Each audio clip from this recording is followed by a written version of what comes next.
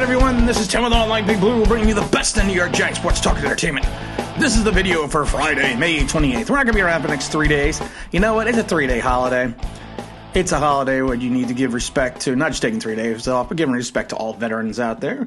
We have a family that are full of veterans. Our family's full of veterans, so you know what? Remember what this 3 day is all about. Not just barbecue, but the people that actually helped keep this country the way it is now. But let's get into the New York Football Giants. Three things I want to talk about. I've decided that we are going to do some kind of contest, and it's going to be hang out at the Giant game with Online Big Blue. We're going to pick a preseason game. It's probably going to be the Jet game. I have tickets to the Coaches Club, and I've decided that I'm going to take one Online Big Blue listener who, of course, wants to attend and hang out in the game with me, hang out on the field, go on the field after the game. It'll be fun. We'll come up with something exciting and interesting, but that will be announced a little bit later in the upcoming weeks. But let's get into the OTAs. Media Day was the first day that yesterday, Thursday, was the first day the Giants worked out in the front of the media, which was interesting because you finally get some information. Anyone that's giving you information is only giving you secondhand information. This isn't information that I found out on my own. It's just stuff that's coming from the media. And some of the interesting things that I saw is like Lorenzo Carter seems that he's doing well, that he's moving well, that he's excited to, everyone's excited to have him back in camp. He's participating in the workouts that are voluntary.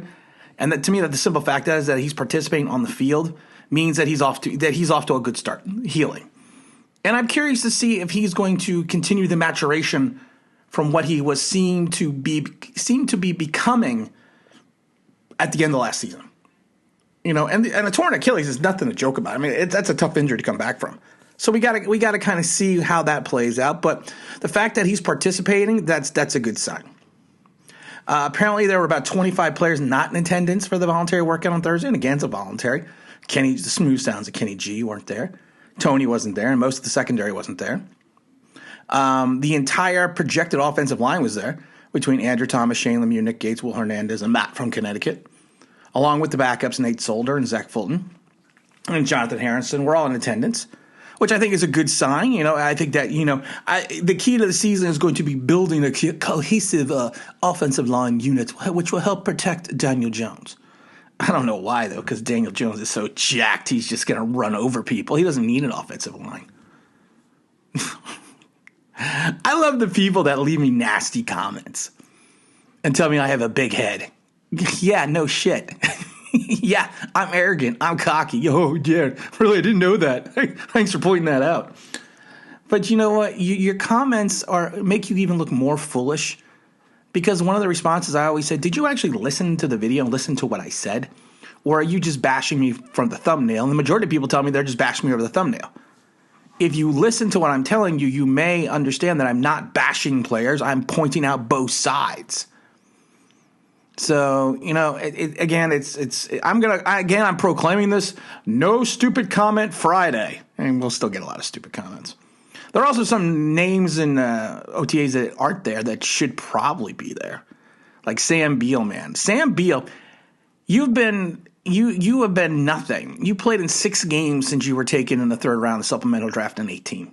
You played in 6 games. You need to be there. Darnay Holmes is going to face competition from Robinson, and we got all these safeties on the roster, and you don't show up. The same with Ryan Anderson and Reggie Ragland, both veteran guys that we signed to come in and hopefully fill spots on the 53, and you're not there. I mean, that's crazy to me. And you're new to the team. You got to step up and be there. But like I said, this is just fodder. I mean, there's nothing going on. There's nothing going on whatsoever right now. But it's just stuff that we need to talk about. But it's good to get the press out there, and it's good to see the team, in action. So that'll be fun.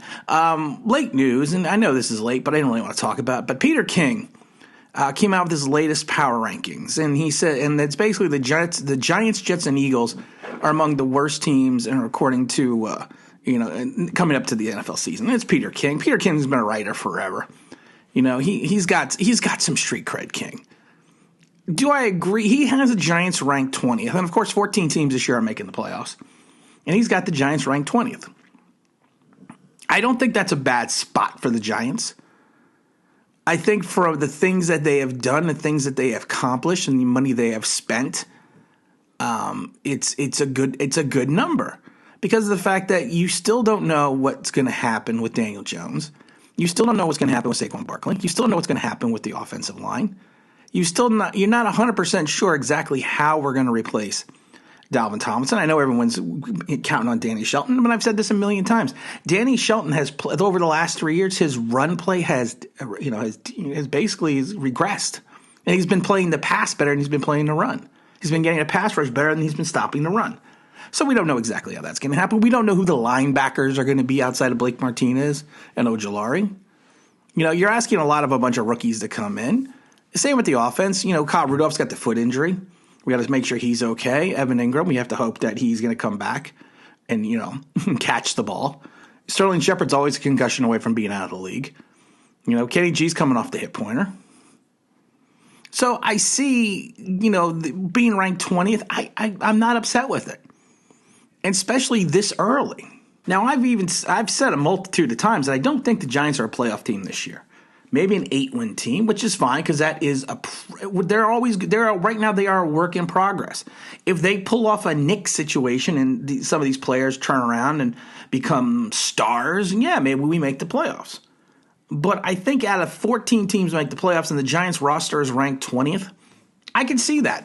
To me, it's not a big deal. Now, of course, like I said, if some of these guys start balling out in preseason and he doesn't move us up the list, then that could be an issue. I mean, right now the Giants have question marks. And if anyone who is not actually thinking about those question marks, and I'm not going to go over them again, I just went over them, but we have question marks. We have question marks in key spots. And we have the biggest question mark in the keyest spot of all, the quarterback.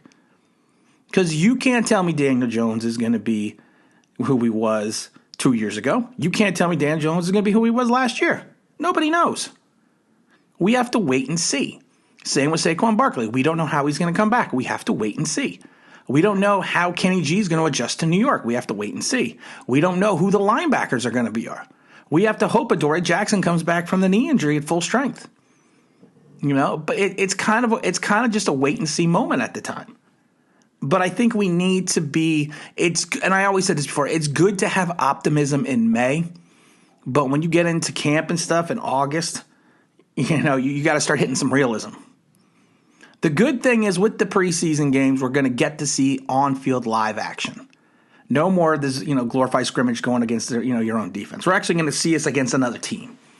Full pads, hitting everyone, going right at it, getting a little football going on. I'm excited. But I think oh, there we go. The music is coming in again. Boy, this show is full of everything today. I'm going to let the music play because you know what? It's just awesome music. You got to love it. Someone said to me, they asked me, is this you on the guitar? No, it's not me on the guitar.